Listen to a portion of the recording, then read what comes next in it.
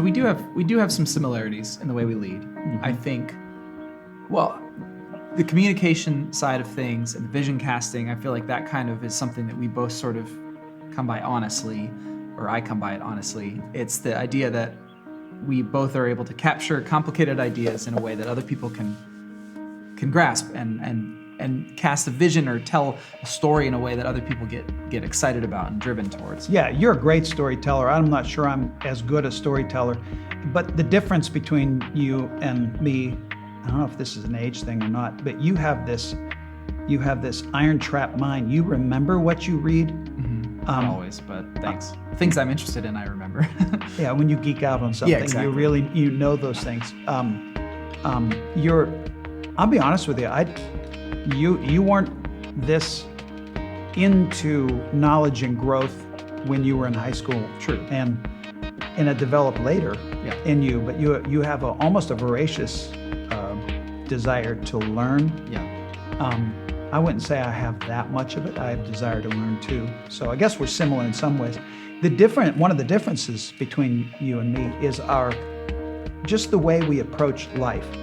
I am you as a 7 on the Enneagram. Yeah. There's much more joy and positivity. Is that a word? Positivity. Yeah. I want to go on adventures and I want everyone to be happy, including myself. And I'm like, I like to have fun and everything, but I'm like, can we get on with the next thing? Right. You want to accomplish something in front of you. You want to make things happen. And I have some of that. Yeah, you do. For sure. But I agree. That's a bit of a difference. I think I do kind of want joy to spread in the world, and that's kind of something that exudes out of my leadership, I guess. Yeah. Right. And I think one of the difference between you and me is your international experience far transcended anything I've ever had.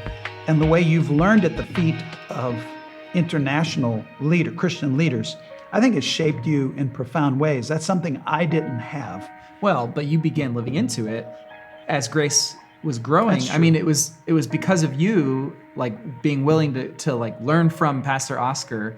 You broke the American mold of saying we're the saviors here to go fix Africa, and said, Pastor Oscar, I want to learn from you, and you guys became friends. My travels may have been more extensive than yours, and perhaps a little crazier and wilder in my experiences, but not the fundamental notion of I want to submit myself to leaders in the developing world. Yeah, and both of us share, and I don't know which came first, or we both share the importance of the internationalization of the church.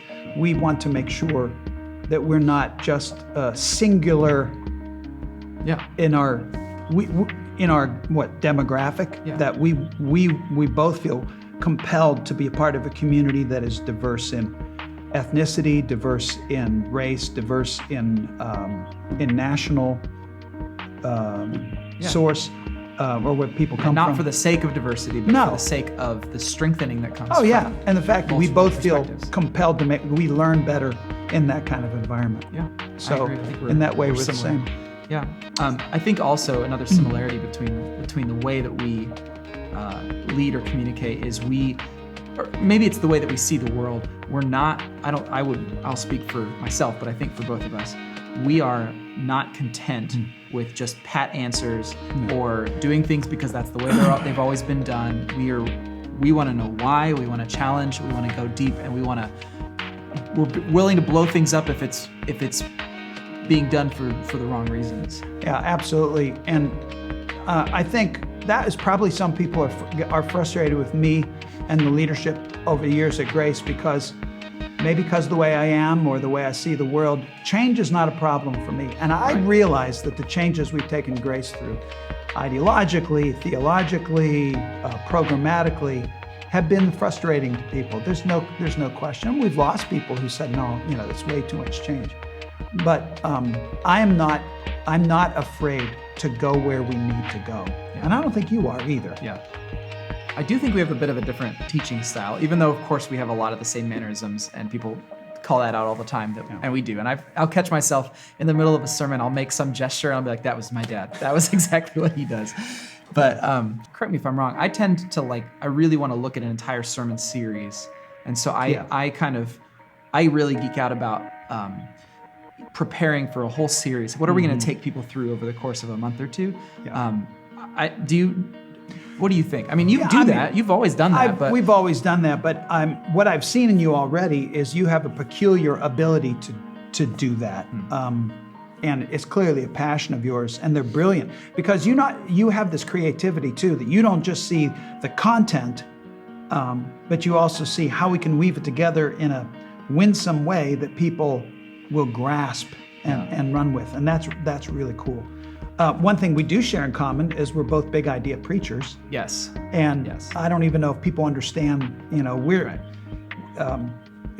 we approach a passage, we look at a passage, understand the passage, and find out what is the big idea, what was God trying to communicate, or what was happening here, big idea, and then we take that big idea and convey it to the people we're speaking to. The idea of being, instead of trying to convey, here are the top 4 things you need to know from this passage, we're saying, no, this is what matters. Yeah, here's the idea. Now there may be some application points that come out of it. Sure. But that's one thing we share. And as a matter of fact, I'll say this, I don't mean to, build you up this way, but the fact is you've picked up on that concept of teaching faster than anybody I've ever worked with. Thank you. And maybe because you've heard it all my life. Heard a lot of all your life.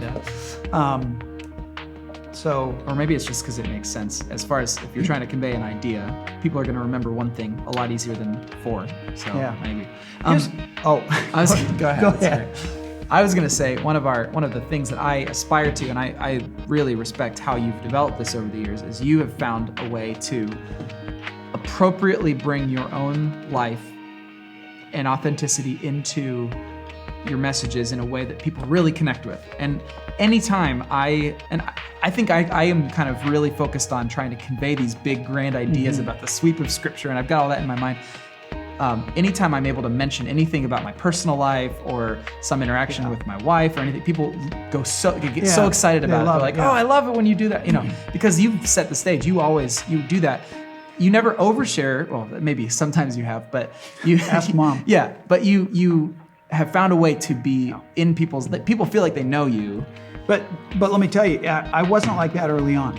I was much more protective. I didn't feel comfortable sharing from my life, but along the way I had friends and fellow pastors here who would call me out and say, "Tell us more about you, what you're thinking." And now, of course, as we're approaching the end, now the filter is off. The filter's off, and I'm more inappropriate than ever. I think I've got to be careful because I'm like, "Hey, what the heck?" Yeah. Here's what I'm thinking. Yeah.